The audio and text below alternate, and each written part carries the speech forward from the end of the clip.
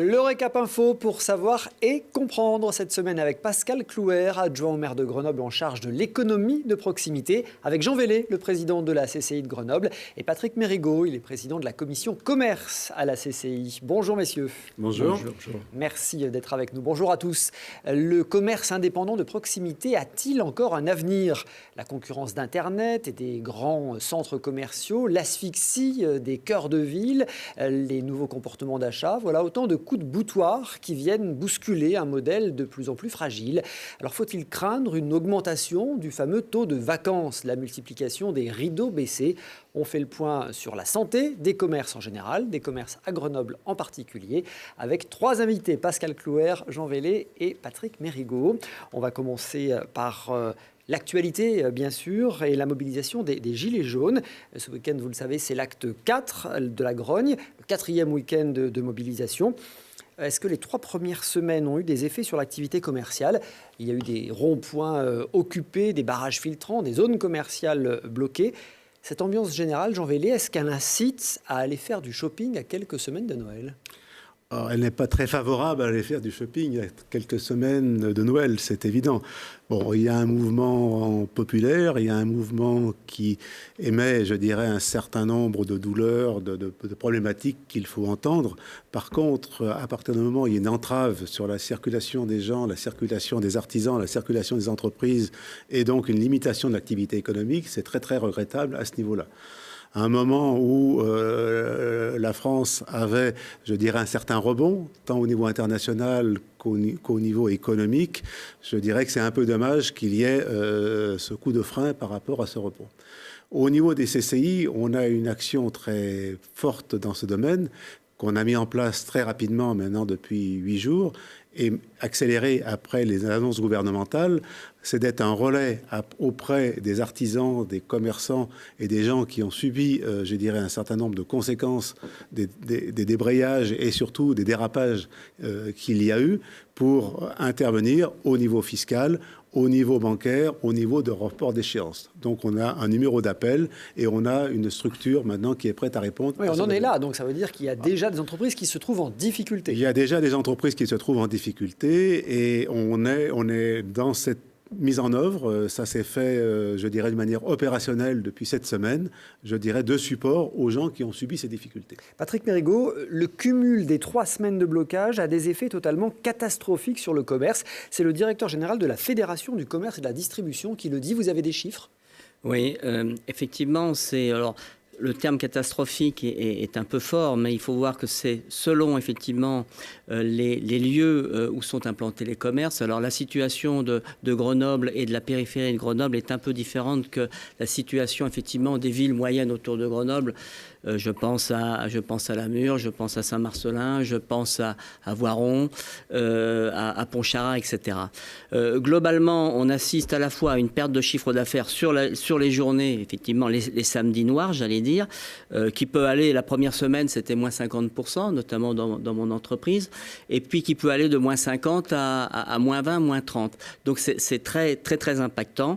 Et puis ce qu'il y a, ce que l'on verra ensuite, c'est ce qui est impactant, c'est l'après, c'est-à-dire que ça, c'est l'immédiateté de la perte du chiffre d'affaires, sachant que derrière, naturellement, il y a des problèmes d'approvisionnement. Et là, on rentre dans le dur et on rentre dans maintenant.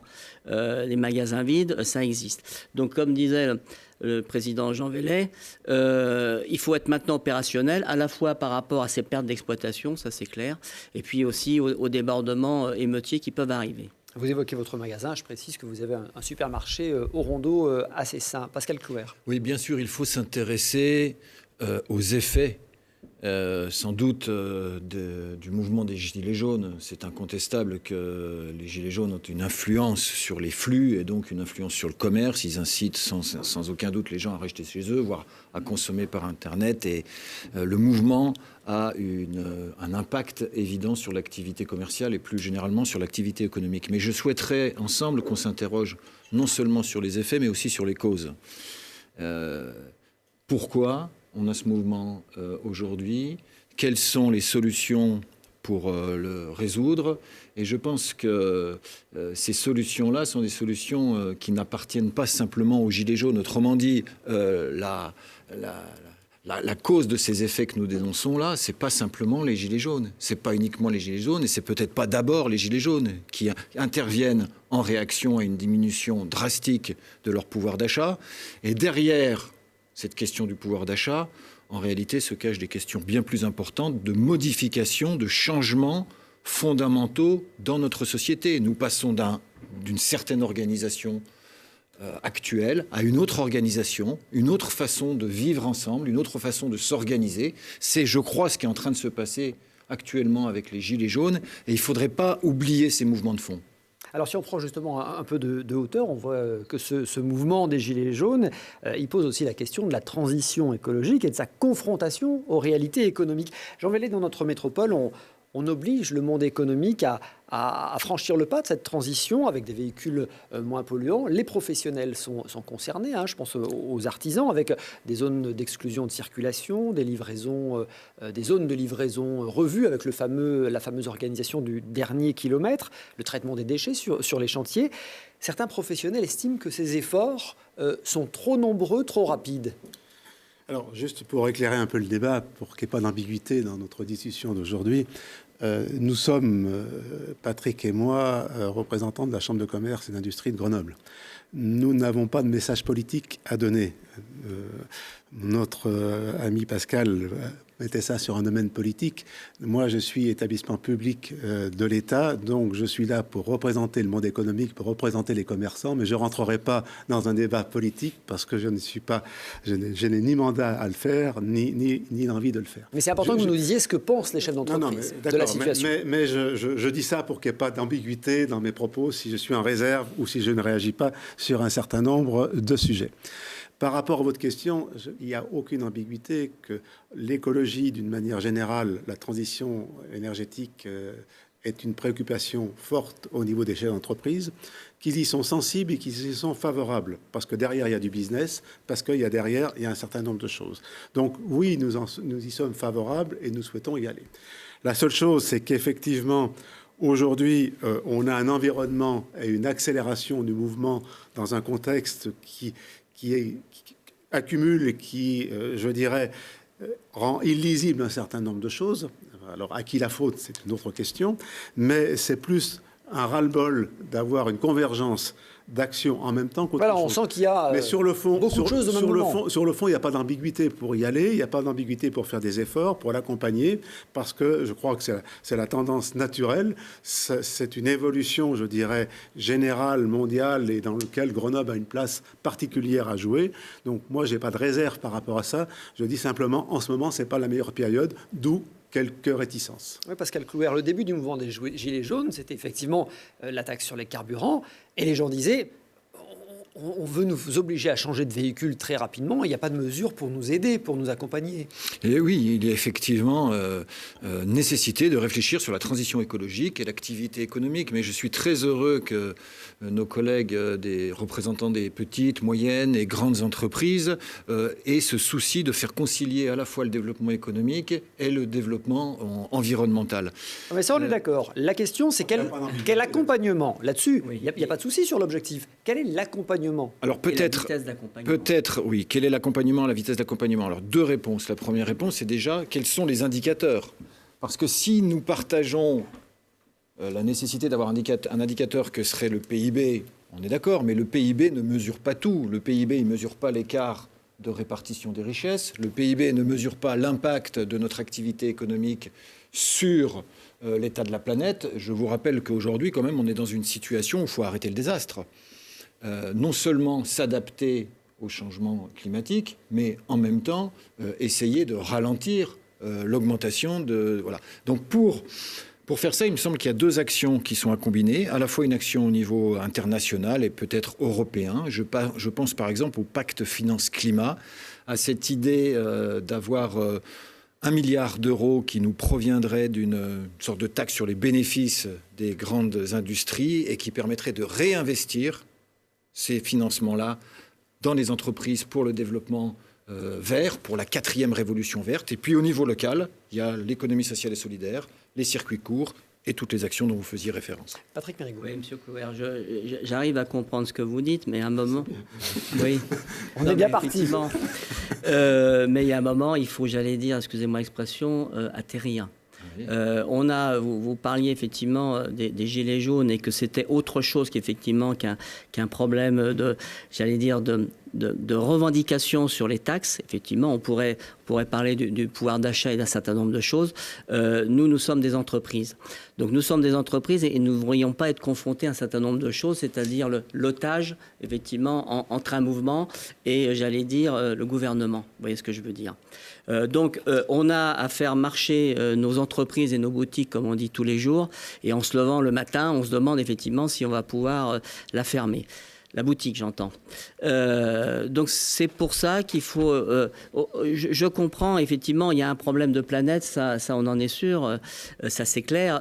Il y a aussi ce qui avait été dit, le problème de fin de mois. Et nous, en employant des collaborateurs, on sait ce que c'est quand même. On est au contact, notamment dans nos PME. Voilà, donc à un moment, il faudrait effectivement... Il y a les grands principes et il y a la vie de tous les jours. Oui, vous posez la question, et je suis d'accord avec vous, à un moment donné, il faut atterrir. La question, c'est où atterrir? C'est ça la question qui est posée aujourd'hui. Et je crois que nous ne pouvons pas, en responsabilité, nous dire que nous allons atterrir au même endroit qu'avant. C'est plus possible. Donc, on va atterrir autre part, et cet autre part, il faut le construire ensemble. Il n'y a pas d'ambiguïté sur le fait d'atterrir autre part, parce que je crois que, comme je l'ai déjà dit tout à l'heure, on est tous convaincus qu'il faille le faire. Je ne résume pas le monde économique à un bilan et un compte d'exploitation, parce que je vous rappelle quand même que les démarches RSE sont développées dans toutes les entreprises et d'une manière relativement importante et qui s'est accélérée sur ces dernières années, et que donc cet aspect sociétal, cet aspect de solidarité, je dirais, prévaut aussi dans le monde économique.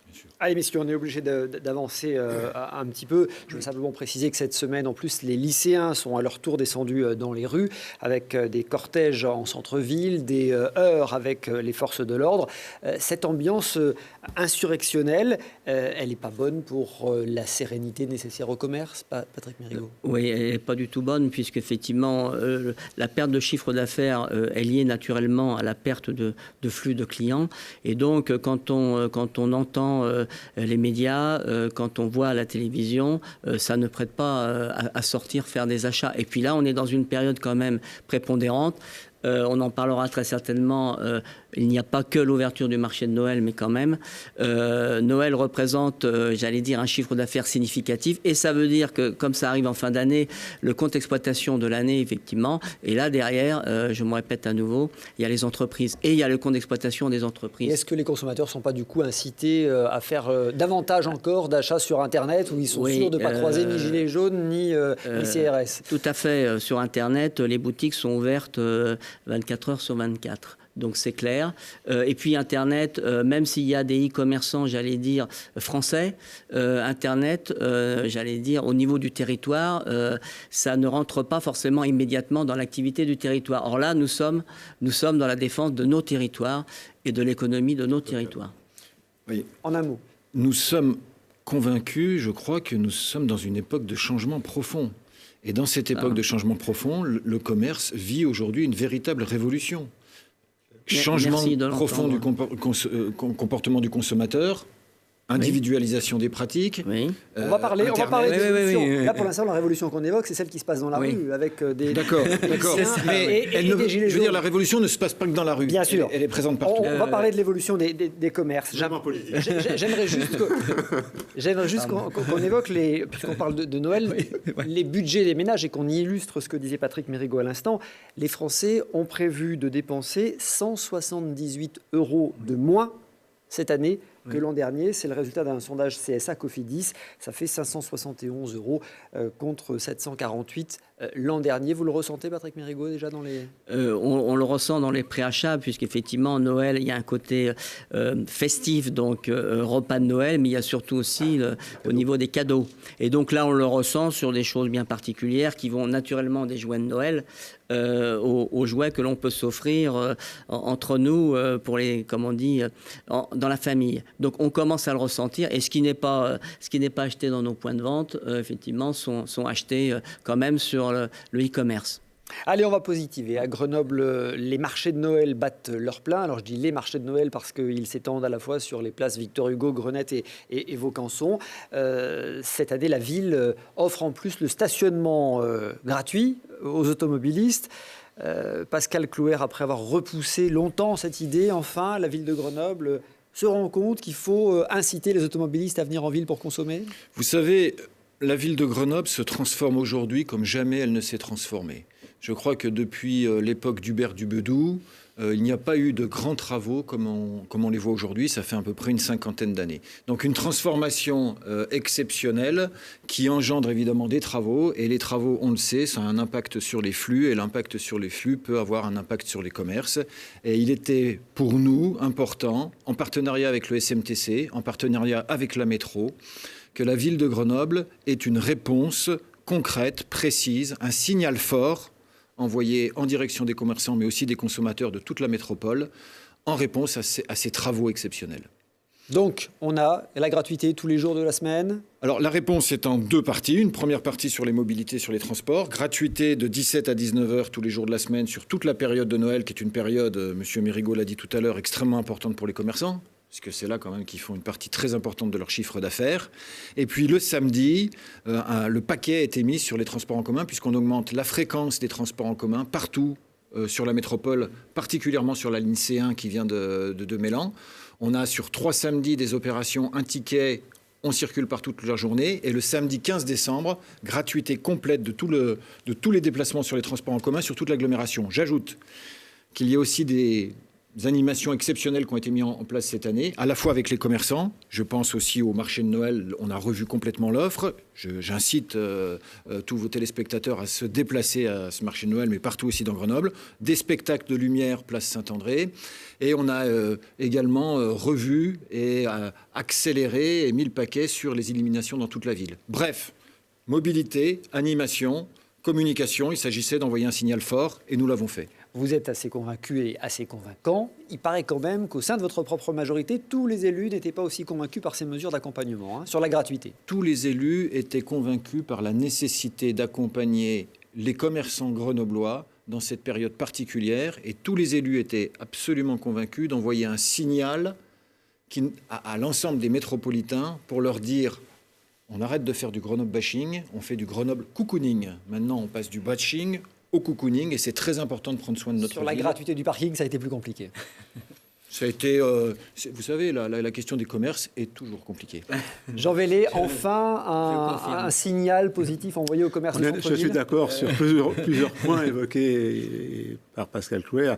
Le fait, si vous voulez, qu'il y ait une partie travaux, aménagement du centre-ville assez importante qu'on n'a pas eu ces dernières années, qui est nécessaire parce que ça se fait partout et qu'il fallait le faire, qu'on accumule ça avec un problème d'accessibilité à Grenoble, donc on a une problématique centre-ville Grenoble propre. On a eu l'occasion de débattre souvent de ce sujet sur lequel on n'était pas toujours d'accord, parce qu'en termes de communication, en termes d'accompagnement, je pense qu'il y aurait pu y avoir un certain nombre de choses qui auraient été mieux comprises. Aujourd'hui, les travaux sont bien avancés. Aujourd'hui, sous la pression et le dialogue qu'il y a entre la Belleville, l'organisme qui fédère les unions commerciales de Grenoble et dans lequel Christian Hoffmann fait un travail de fond relativement important en ce moment, des discours, des rencontres avec leur maire de Grenoble, des rencontres avec la préfecture, des rencontres avec Christophe Ferrari, président de la métro, qui sont faits dans les 2 derniers mois. Il y a eu une écoute et la mise en place des mesures telles qu'elles sont proposées, si vous voulez, répondent à ces demandes. Les commerçants ont une autre demande qui, elle, aujourd'hui, n'est pas satisfaite, puisque quelque part, c'est bien de montrer ce qui progresse, mais il y a une demande qui n'est pas satisfaite, qui inquiète beaucoup nos commerçants d'aujourd'hui, c'est les problèmes de sécurité. C'est-à-dire que les problèmes d'accessibilité et autres s'améliorent. On a toujours une forte inquiétude des commerçants sur les problèmes, je dirais, de sécurité. Et on est en train de relancer avec le préfet, réunion que j'ai eue la semaine dernière, les systèmes d'alarme, comment ça s'appelle SMS sécurité. SMS commerce, sécurité, oui. je ne me rappelle plus du nom. C'est pas tout à fait le terme. Mais on est en train de le relancer parce que quelque part, il y a besoin quand même de supporter nos commerçants sur cet aspect-là. Patrick Mérigot. Oui. Oui, pour revenir à ce qu'a fait effectivement la mairie de Grenoble et le CMTC, on ne peut que féliciter ce genre d'action. Mais ça arrive un peu tard, c'est ce que j'entends. Ça arrive un peu tard, et puis bon, s'il y avait non pas un pic, évidemment, derrière le CMTC, il y a quand même effectivement, j'allais dire, le fait que les entreprises quand même contribuent naturellement au fonctionnement de l'économie de transport par rapport à ses salariés. Bon, voilà, mais dont acte, c'est bien. Jean Vellé. Juste, je voudrais simplement rajouter quelque chose. On est très content des mesures qui sont prises, et merci. On espère que, compte tenu de leur impact, qu'on espère positif pour les commerçants, elles seront reconduites début 2019. Ça apporte une réponse. Alors, non, je ne donne même pas la parole, Pascal. Non, mais il y a deux réponses. Non, il y a une réponse en deux temps. La première réponse, vous avez dit compte tenu des impacts. Moi, je crois qu'il y a une première chose qu'il va falloir qu'on fasse collectivement, et on l'a dit quand on a voté ces mesures. Et avec nos partenaires, voilà, il faut qu'on mesure l'impact. Donc c'est clair, mais il faut qu'on le mesure réellement, c'est-à-dire opérationnel là-dessus. Voilà, est-ce que on peut constater un impact en utilisant un certain nombre d'indicateurs que vous maîtrisez sans doute beaucoup mieux que nous.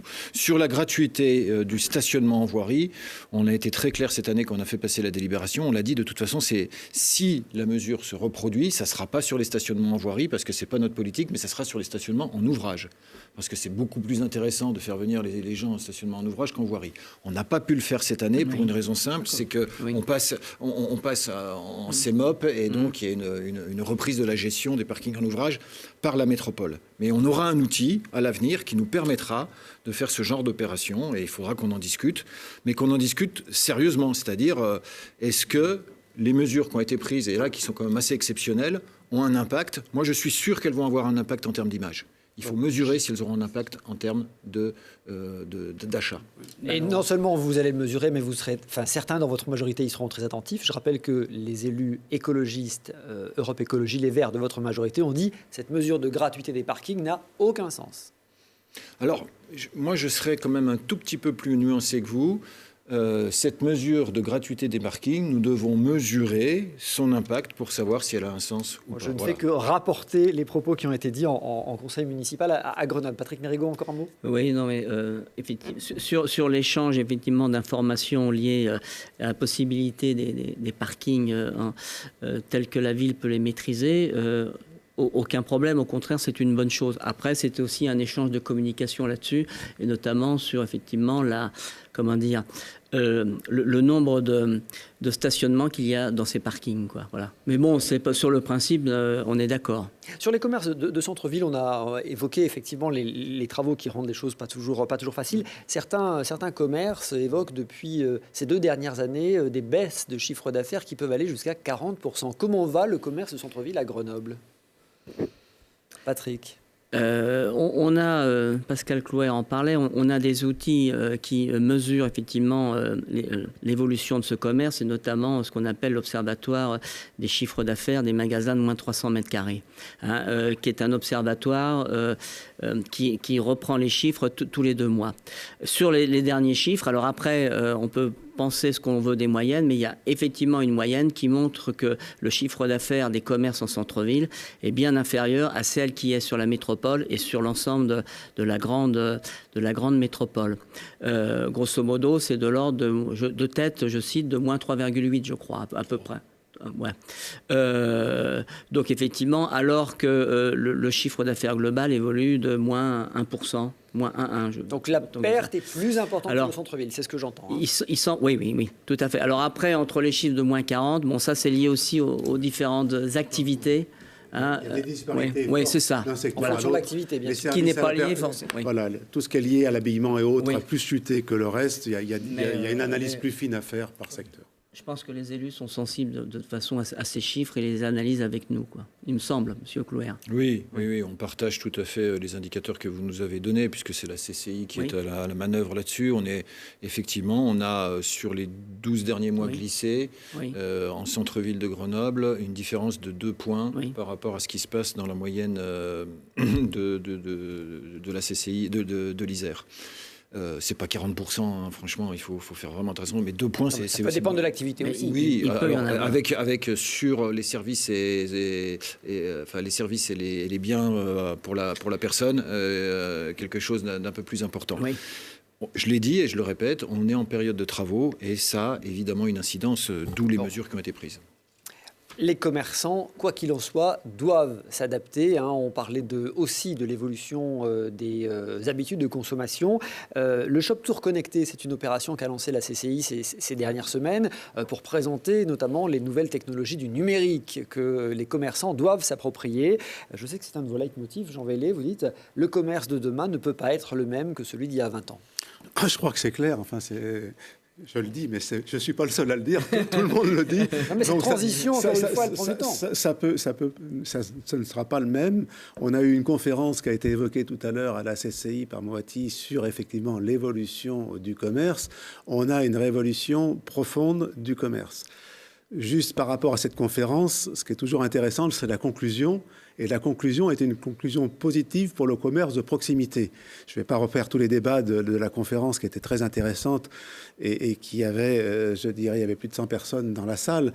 Mais ils considèrent que le commerce de proximité a une chance de s'en sortir et même de se développer avec le développement des services, c'est-à-dire la notion conseil, la notion, je dirais, dialogue avec le consommateur, sur lequel le numérique peut être un aide à la décision et peut l'aider, et à condition qu'il adapte son offre pour en faire une offre différenciée par rapport à ce qu'on peut trouver sur la vente en ligne ou sur d'autres secteurs.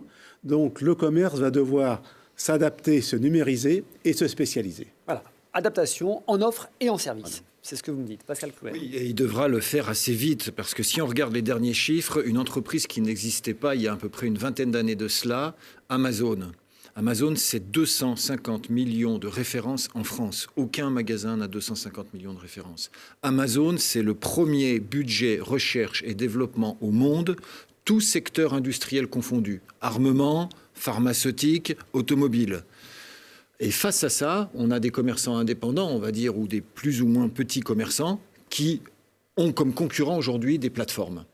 Et donc, il va falloir qu'on passe d'une économie, d'un modèle de développement commercial tel qu'on le connaissait au XXe siècle ou fin du XXe siècle à un modèle qui est tourné vers le service. Et ça, c'est une mutation extrêmement profonde qui va prendre du temps. Mais notre enjeu, c'est justement d'accélérer les choses. Qui va prendre du temps, mais vous me dites qu'il faut que ça aille vite. Alors, on a une problématique peut-être à Grenoble qu'il faut qu'on discute. On n'a pas encore eu le temps de discuter. C'est que cette problématique des commerces de centre-ville, c'est une problématique qui est sur la place publique.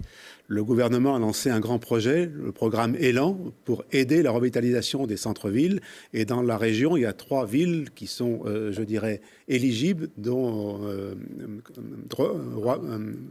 Voiron, à côté de chez nous, excusez-moi. Voiron, à côté de... Grenoble ne l'est pas parce qu'il a un statut de métropole. Donc, quelque part, il faut qu'on regarde comment compenser, je dirais, cet aspect-là, parce que la problématique est la même, mais ce n'est pas parce qu'on n'a pas une aide gouvernementale qu'il ne faut pas, en local, regarder comment accélérer à ce niveau-là, parce qu'effectivement, le temps est très important et joue contre nous. J'ai même envie de dire au contraire, parce que du coup, si on aide Voiron à redynamiser son centre-bourg, ce sera peut-être au détriment de Grenoble. Je pense que la concurrence est bonne et qu'il y a de la place pour tout le monde, et qu'aujourd'hui, on est vers une politique d'achat où les gens se déplacent moins et achètent beaucoup plus en proximité, ou par rapport au lieu de travail, ou par rapport à leur habitation. Patrick Mérigot. Alors j'ajouterais 2 choses. Effectivement, on n'a pas attendu la naissance d'Amazon il y a une vingtaine d'années pour réagir, avec effectivement le rouleau compresseur qui existe.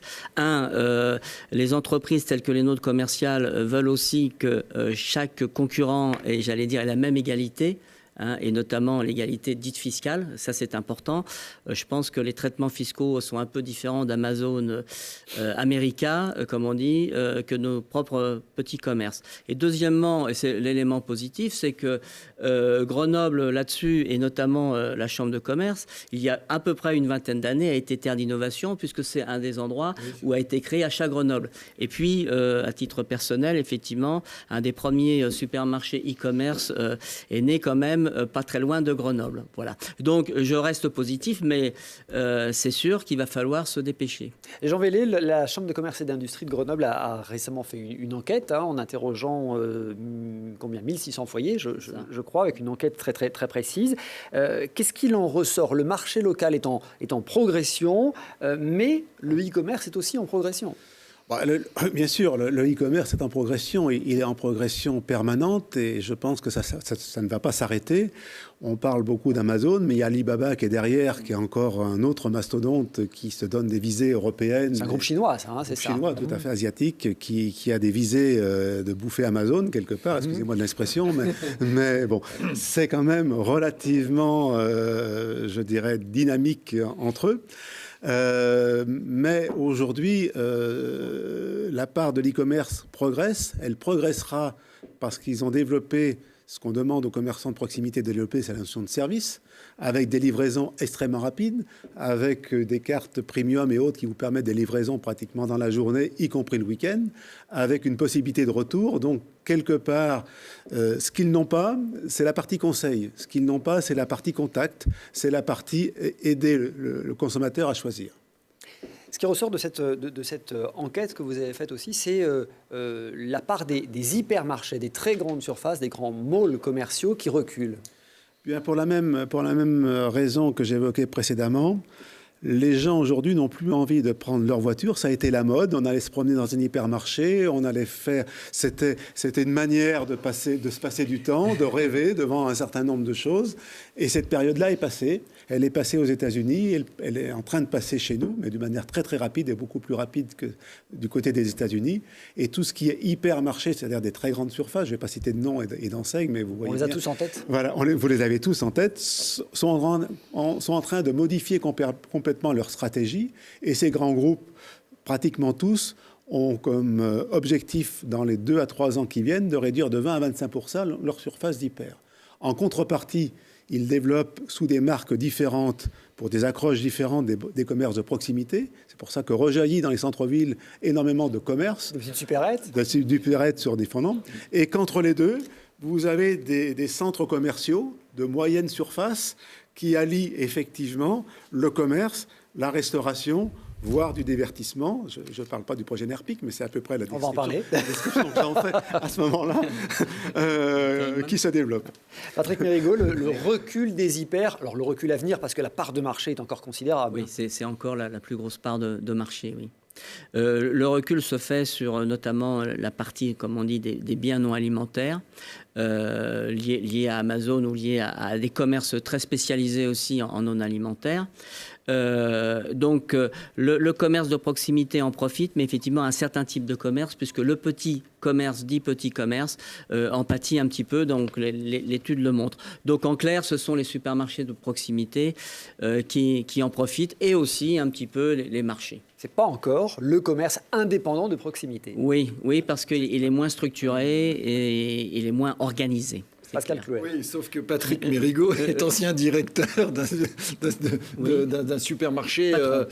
Chef d'entreprise. Chef d'entreprise, j'aime bien oui. le terme chef d'entreprise. Mais donc en fait, vous n'êtes pas tout à fait neutre dans l'analyse que vous proposez. Moi, j'ai quand même d'autres sources qui nous disent très clairement que les grandes surfaces et les grands centres commerciaux sont en train progressivement de s'effriter. Et que la tendance de fond... Oui, mais non, c'est pas tout à fait ce qu'il a dit, parce qu'il a réussi à faire la distinction par un espèce de tour de passe-passe entre les grands centres, entre les grands centres commerciaux, et puis NERPIC, qui serait en fait quelque chose qui ne relèverait pas du grand centre commercial, etc. Alors qu'on en a tout à fait la description.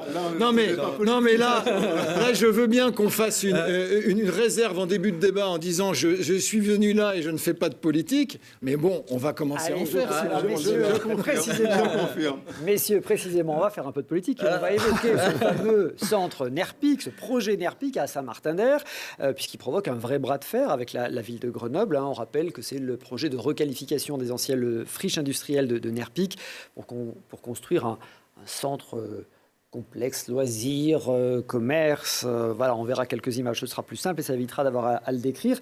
Une ville de Grenoble qui est très très hostile, qui lui reproche de menacer le commerce de centre-ville, ce qui provoque la colère du maire de Saint-Martin-d'Air, une colère d'autant plus grande que Grenoble propose de son côté avec Échirolles d'agrandir le centre Grand Place. Écoutez David Queyros, le maire de Saint-Martin-d'Air, c'était ici il y a quelques semaines.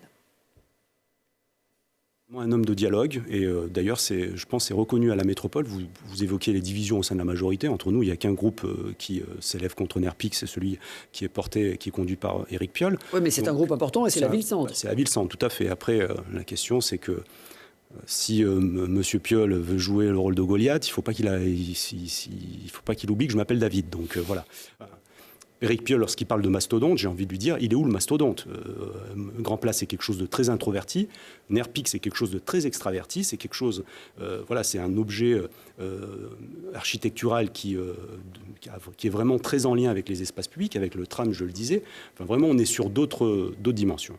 Pascal Clouer, pourquoi la ville de Grenoble, en gros, est contre Nerpic, mais porte le projet d'agrandissement de Grand Place ? Ce sont deux projets qui sont radicalement différents et je vais vous dire pourquoi. Il y en a un qui existe depuis 50 ans et l'autre qui n'existe pas encore.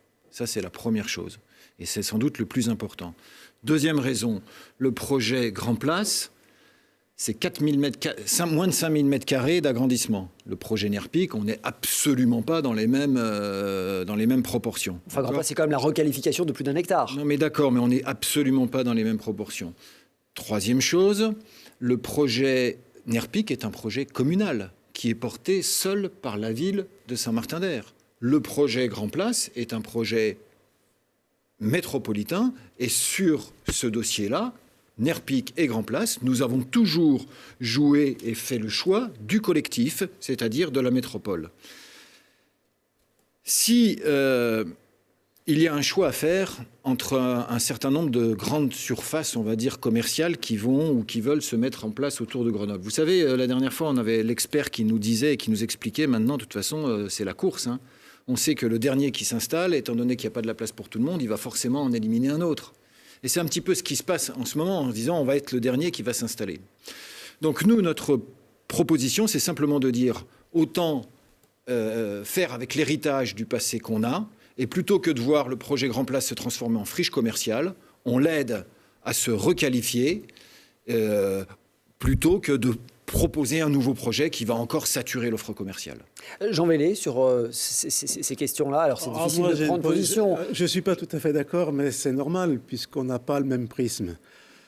Pascal indique qu'il, lui, a une préoccupation métropole. Moi, je n'ai pas une préoccupation métropole, j'ai une implication sur l'ensemble du territoire que je représente, dans lequel il y a bien sûr la métropole, mais d'autres structures. Donc le Sud-Isère. Donc le Sud-Isère. Donc, quelque part, moi, je considère que le projet Nerpic, de par, je dirais, la revitalisation d'une friche, de par la proximité avec le campus et je dirais l'ensemble qu'il peut y avoir, me paraît une bonne dynamisation de l'ensemble de cette structure et de ce pôle à ce niveau-là. Juste pour terminer, que quelque part, je suis très surpris quand j'entends qu'il vaut mieux développer des projets ou modifier profondément des projets qui existent et refuser de nouveaux projets. C'est pas comme ça qu'on va évoluer et qu'on va faire la révolution. Donc, moi, personnellement, effectivement, sans avoir à prendre parti, parce que j'ai pas à prendre parti dans ce domaine-là, mais je ne suis pas contre le projet Nerpic et je ferai en sorte qu'il se développe, mais dans mon rôle, je dirais, sur l'ensemble de mon territoire. Oui, alors il faudra m'expliquer quand même, parce qu'on a une partie... J'ai regardé, Christophe, l'émission avec M. Queyros, qui aussi disait que les commerçants grenoblois étaient pour le projet Nerpic. Mais il a dû avoir un problème de mémoire à un moment donné, puisqu'il a eu un courrier qui a été signé par la Belleville, qui a été signé par toutes les unions commerciales de Grenoble, qui a été signé par Grand Place, par Caserne de Beaune, par Galerie Lafayette, bref, par des milliers de commerçants, et qui lui disait qu'il n'était pas pour le projet Nerpic. Et ces commerçants-là sont aussi représentés à la Chambre de commerce et d'industrie. Donc quand moi j'entends le président qui me dit qu'il est pour le projet Nerpic, j'ai envie de lui poser la question, est-ce que vous êtes bien sûr que la Chambre de commerce et donc l'ensemble des représentants des commerçants grenoblois sont pour le projet Nerpic? Il y a un problème de timing dans ce que vous expliquez entre le premier projet Nerpic et le second projet Nerpic.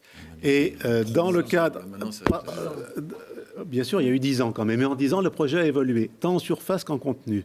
Et pour bien vérifier ce que vous dites, parce que je suis sûr de ma représentativité au niveau de la Chambre de commerce, je ne vous permets pas de la mettre en doute, j'ai organisé avec le responsable du projet NERPIC, qui est venu, une réunion à la Chambre de commerce, dans lequel les représentants du commerce de Grenoble étaient là, les représentants de commerce de Comboire étaient là, les représentants de commerce Grand Place étaient là.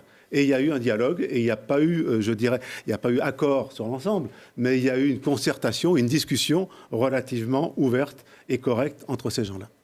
Merci, messieurs. Le débat est ouvert. Je vous propose de le poursuivre dans le bonus, le supplément du Récap Info avec nos 3 invités. Merci d'avoir été les invités de cette émission. Merci à tous de votre fidélité. Retrouvez-nous tout de suite sur Internet, sur les réseaux sociaux pour le bonus et la semaine prochaine avec de nouveaux invités. Ça passe vite, 40 minutes.